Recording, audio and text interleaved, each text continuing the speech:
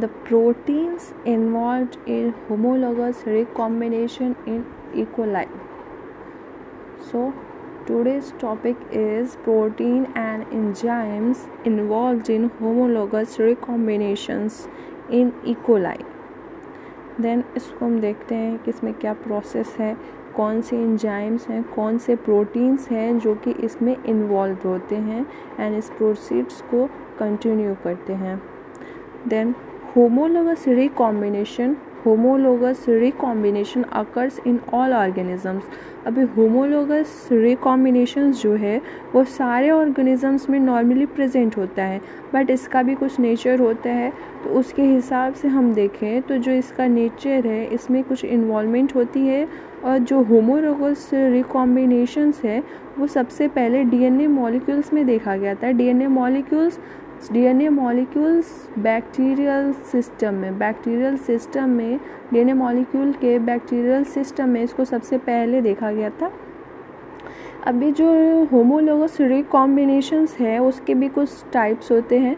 तो यहाँ पे इसके 3 टाइप्स हैं: recombination BCD, recombination E and recombination F. ये 3 डिस्क्राइब्ड हैं.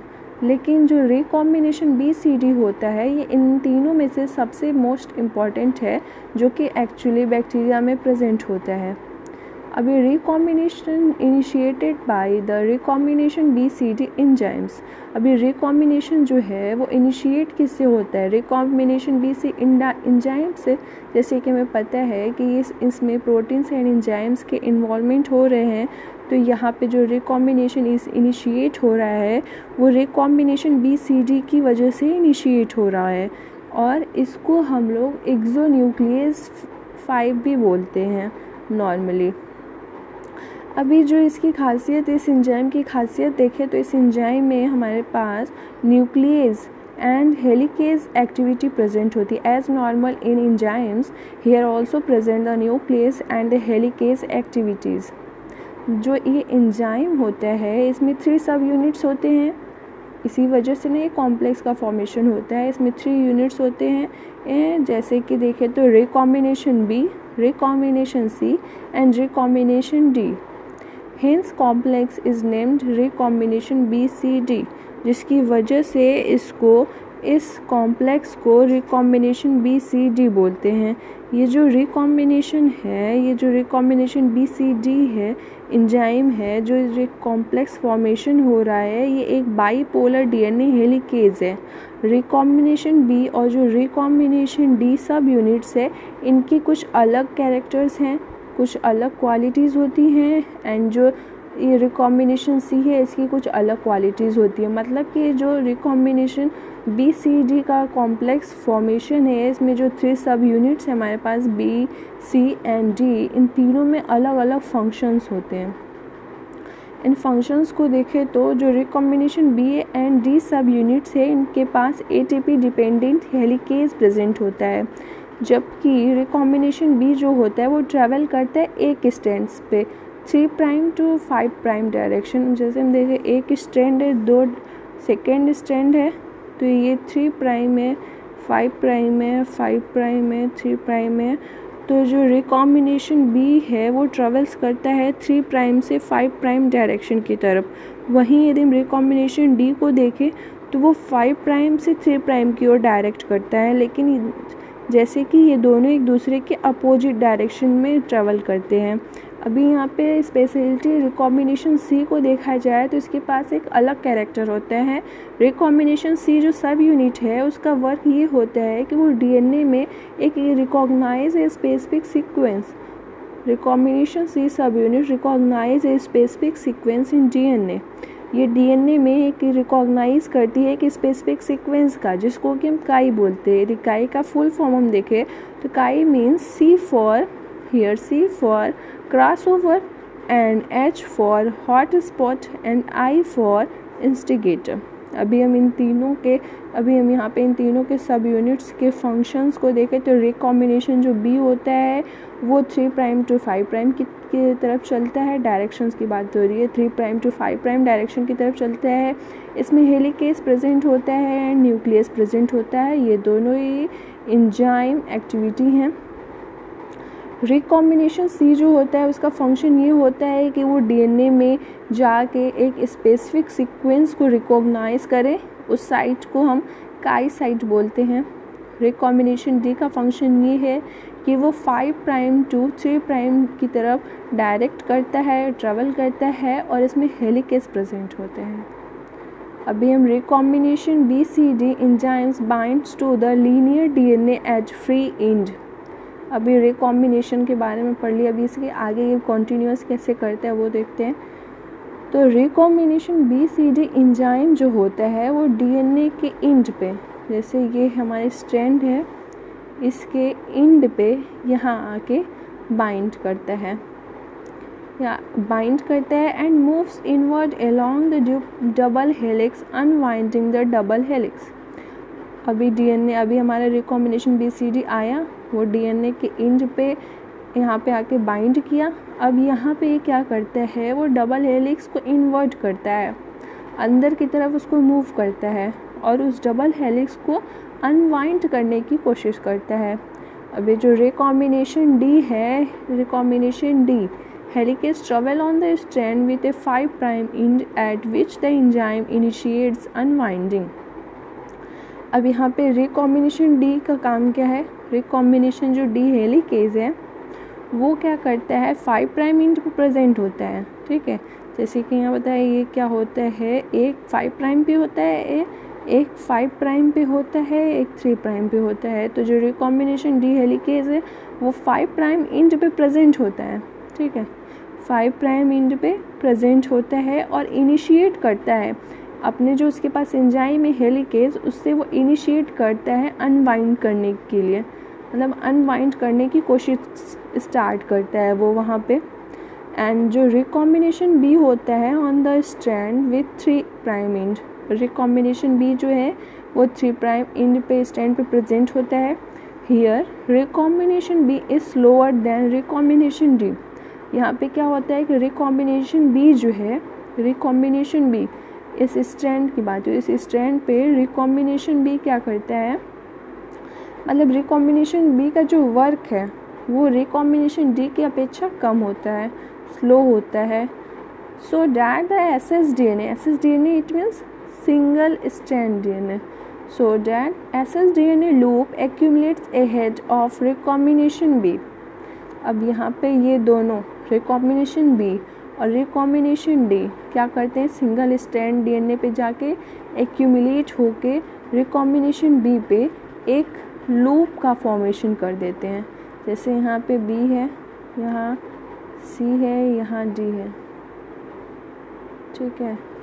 तो इसके ऊपर, बी के ऊपर एक लूप का फॉर्मेशन कर देते हैं, ये मिलके सिंगल स्ट्रैंड डीएनए के साथ मिलके ये एक लूप का फॉर्मेशन कर देते हैं।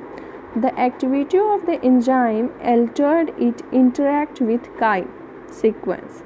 अब ये एक्टिविटी, एंजाइम की जो एक्टिविटी है उसके साथ ये आगे चलते हैं और इंटरेक्ट करते हैं किससे, काई crossover hot spot instigator sequence से इंटरेक्ट करते हैं। एंड जो काई सीक्वेंस अभी तक हम देख रहे थे, काई मतलब क्रॉसओवर हॉट स्पॉट इंस्टिगेटर, और उसका एक सीक्वेंस भी होता है। जैसे कि ये 5 प्राइम टू 3 प्राइम की तरफ चलता है तो इसका सीक्वेंस यूँ होता है कि guanine cytosine thymine guanine guanine thymine guanine guanine 3 prime. It means 5 prime to 3 prime occurs naturally in E. coli DNA about once every 5 to 10 kbp। अभी ये जो काई सीक्वेंस होता है 5 प्राइम टू 3 प्राइम नॉर्मली ये E. coli में present होता है, डीएनए की E. coli में ये प्रेजेंट होता है। When recombination BCD enzyme reaches the chi site, अभी क्या होता है जब रिकॉम्बिनेशन BCD एंजाइम है हमारा, ये जो कॉम्प्लेक्स है वो जब काई के पास पहुंचता है, काई साइट मतलब 5 प्राइम टू 3 प्राइम तक पहुंचता है, यहाँ पे क्या करता है रिकॉम्बिनेशन C यहाँ पे पहुंच गया। अब यहाँ पे पहुंचने के बाद इस रिकॉम्बिनेशन BCD जो हमारा एंजाइम है वो जब काई साइट के पास पहुंच जाता है, फिर यहाँ पे जाने के बाद ये इसके जो 3 यूनिट हैं, 3 सब यूनिट है, ये अपने वर्क स्टार्ट कर देते हैं। यहाँ पे फिर क्या होता है कि रिकॉम्बिनेशन C जो है वो रिकॉग्नाइज करता है काई site in single strand form, अभी यहाँ पे ये अपना वर्क शुरू कर देता है। अभी तक सिर्फ इन तीनों सब यूनिट्स में रिकॉम्बिनेशन बी वर्क कर रहा था, रिकॉम्बिनेशन डी वर्क कर रहा था, लेकिन अभी रिकॉम्बिनेशन सी कोई वर्क नहीं कर रहा था। अभी रिकॉम्बिनेशन सी का वर्क शुरू होता है। तो the recombination see recognise the chi site in single strand form. तो यहाँ पे क्या करता है रिकॉम्बिनेशन सी क्या करता है कि काई साइट पे जाके सिंगल स्ट्रैंड को फॉर्म करता है। रिकॉम्बिनेशन सी सिग्नल्स रिकॉम्बिनेशन डी। अभी रिकॉम्बिनेशन सी जो होता है वो सिग्नल देना स्टार्ट करता है रिकॉम्बिनेशन डी को कि भाई अनवाइंड जो अभी तक तुम कर रहे हो डीएनए का उसको स्टॉप कर दो। अभी तक यहाँ पे इसका काम यही था अभी तक रिकॉम्बिनेशन डी का कि अनवाइंडिंग करना, किसी भी तरह उसको कोशिश करना, उसको अनफोल्ड करना, अनवाइंड करते चलो। तो रिकॉम्बिनेशन सी जो होता है वो ये सिग्नल देता है रिकॉम्बिनेशन डी को कि ये अनवाइंडिंग डीएनए को स्टॉप करो। Then recombination D then signals to recombination B to cut the DNA. फिर रिकॉम्बिनेशन जो डी है वो बी को सिग्नल देता है कि भाई डीएनए को कट करो। Then recombination B nick the strand with the chi. Recombination B जो है वो निक के साथ मिल के रिकॉम्बिनेशन बी निक के साथ मिल जाता है। निक मतलब ये होता है, निक एक वर्ड है जिसका निक एक मतलब एक वर्ड है, इसका मतलब ये होता है कि निक जहाँ पे इंटर करता है वहाँ पे फॉस्फोडाइस्टर जो बॉन्ड होता है उसको हटा देता है, रिमूव कर देता है। तो मतलब जैसे यहाँ पे बी है, यहाँ पे यदि निक बी है, ये यदि कहीं पे जाता है जैसे कि ये सी और डी है, तो ये यदि यहाँ पे आता है तो फिर सी और डी यहाँ पे ऐसे एक तो यहाँ पे अटैच रहेगा पर एक के बीच में ऐसे गैप आ जाएगा, एब्सेंस आ जाता है। तो निक मतलब कि absence of phosphodiester bond. Then recombination B nicks the strand with chi. अभी ये रिकॉम्बिनेशन भी निक के साथ चलता है स्ट्रैंड पे और काई से मिलता है। Strand with initial 3' end as we know 3' end unwinding continuous and produces a 3' single strand tail with chi near its terminus। अभी ये अनवाइंड करता है, कॉन्टीन्यूस करता है एंड प्रोड्यूस करता है 3' सिंगल स्ट्रैंड टेल को जो कि काई के नियर होती है, उसके टर्मिनस के नियर होती है। The recombination A protein is then actively loaded onto the tail by the recombination BCD। अब इसको ये जो एंजाइम थे उनको एक प्रोटीन की ज़रूरत थी जो कि उसको लोड करने में हेल्प करे उसके टेल पे। तो अभी ये जो रिकॉम्बिनेशन ए प्रोटीन है ये एक इम्पॉर्टेंट प्रोटीन है। ये प्रोटीन क्या करती है, हेल्प करती है इनको 3' टेल पे रिकॉम्बिनेशन BCD को अपलोड करने के लिए, लोड करने। अभी हम इसको फिगर की हेल्प से देखते हैं। तो ये हमारा काई साइट है, 5' में 3' जो 5' है। अब यहाँ पे हमारा रिकॉम्बिनेशन BCD आता है। Recombination BCD binds to the end of dsDNA it means double standard DNA, वो यहाँ पे आता है। अभी आप देख सकते हैं यहाँ BCD आया और फिर डबल स्टैंडर्ड पे आया और फिर यहाँ पे आके इसके एंड पे आके स्टैंड कर जाता है। फिर सेकंड में देखेंगे recombination BCD unwinds dsDNA double standard DNA। अभी रिकॉम्बिनेशन BCD जो है अनवाइंड करता है डबल स्टैंडर्ड DNA को, देखिए डबल स्टैंडर्ड DNA को अनवाइंड कर देता है। फिर देखते हैं तो the enzyme Nick the top strand eight काई। अभी इस काई के टॉप स्टैंड पे रिकॉम्बिनेशन BCD को निक की हेल्प से, देखिए यहाँ से गायब हो जाता है। ये गायब किसकी वजह से होता है, निक की वजह से। यहाँ पे आ जाता है और इसको अनफोल्ड कर देता है। फिर यहाँ पे हम देखते हैं कि ये जो काई साइट है, काई साइट का ये जो टर्मिनस है, एक ये 3' है और 5' का ये जो टेल है वो यूँ ऐसे बड़ा हो जाता है 5' में। अब इसके फिगर में क्या लिखा है, ऑल अबाउट द फिगर देखते हैं। The recombination BCD binds to a dsDNA, double-stranded DNA end, and the recombination B helicase being engaged with the 3' end and the recombination D helicase with the 5' end. The recombination D is faster than the recombination B. As we discussed, recombination D is faster than the recombination B. And the ssDNA single-strand DNA loop accumulates on the 3' and the strand ahead of the recombination B subunits. As we know, here the loop is formed. If the concentration of ATP is greater than the magnesium ion and recombination BCD nuclease's activity is low, and the enzyme nick at the top strand at chi. यहाँ की बात हो रही है. Recombination BCD loads the recombination A protein on the top strand at the left of the chi tail formation. ये chi tail का बात हो गया. फिर recombination A जिसकी वजह से ये टेल का फॉर्मेशन हुआ है, जिसकी वजह से ये लैंड कर पाए हैं, जिसकी वजह से ये यहाँ पे आए हैं, उनको देखते हैं. तो जो रिकॉम्बिनेशन ए जो हमारा प्रोटीन है वो एक डीएनए फिलामेंट है जिसकी कोडिंग प्रोटीन से हुई है. एक डीएनए फिलामेंट जिसकी कोडिंग प्रोटीन से हुई है, जिसकी वजह से हम उसको रिकॉम्बिनेशन ए प्रोटीन बोलते हैं. अब इसकी एबिलिटी क्या है? तो इसकी एबिलिटी ये है कि ये इन्वेट करता है एंड इंटेक्ट करता है डबल हेलिक्स में and setup the D loop form. InvIT मतलब कि इंटरप्ट करता है. InvIT means interrupt and intact means entire. तो अभी इसकी एबिलिटी ये है कि वो डबल हेलिक्स जो हमारा डीएनए है, पूरे डबल हेलिक्स जो है उसमें इंटरप्ट करेगा एंड फिर वहाँ पे डी लूप का फॉर्मेशन करेगा.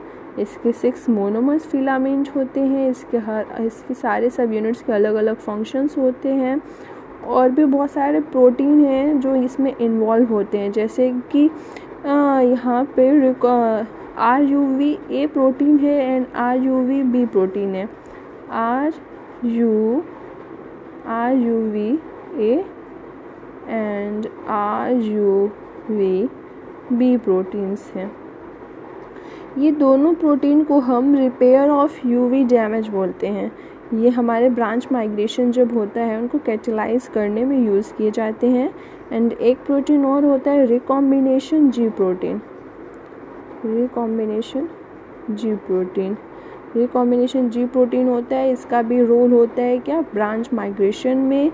एंड जो हमारा RUVA प्रोटीन है, जो ये प्रोटीन है, ये एक टेट्रामेरिक प्रोटीन है. ये एक तरह का टेट्रामेरिक प्रोटीन है. और वहीं पे जो RUV प्रोटीन है, और वहीं पे हम देखें जो RUV प्रोटीन है उसको हेक्सामेरिक प्रोटीन कहते हैं. इसको क्या कहते हैं? हेक्सामेरिक प्रोटीन. इसको हेक्सामेरिक प्रोटीन कहते हैं. इनके और भी बहुत सारे इसके रोल होते हैं, जैसे कि हॉलीडे जंक्शन हम जानते हैं. हॉलीडे जंक्शन स्पेसिफिक यहाँ पे जो प्रोटीन होती है, हॉलीडे जंक्शन जो होता है वहाँ पे जो स्पेसिफिक प्रोटीन होती है वो RUVA प्रोटीन होता है, जिसका स्पेसिफिक तौर पे यूज़ किया जाता है हॉलीडे जंक्शंस में. और भी बहुत सारे ऐसे इसमें इसी तरह इसका कॉम्प्लेक्स बन जाता है. जो RUVA है एंड जो RUVB है वो आपस में मिलके कॉम्प्लेक्स बना लेते हैं जो कि ब्रांच माइग्रेट करते हैं. Branch migration from the exchange detaches and is replaced by a dimeric protein RUVC which carry out of the cleavage and resolves the holiday junctions. So that's all. Thank you.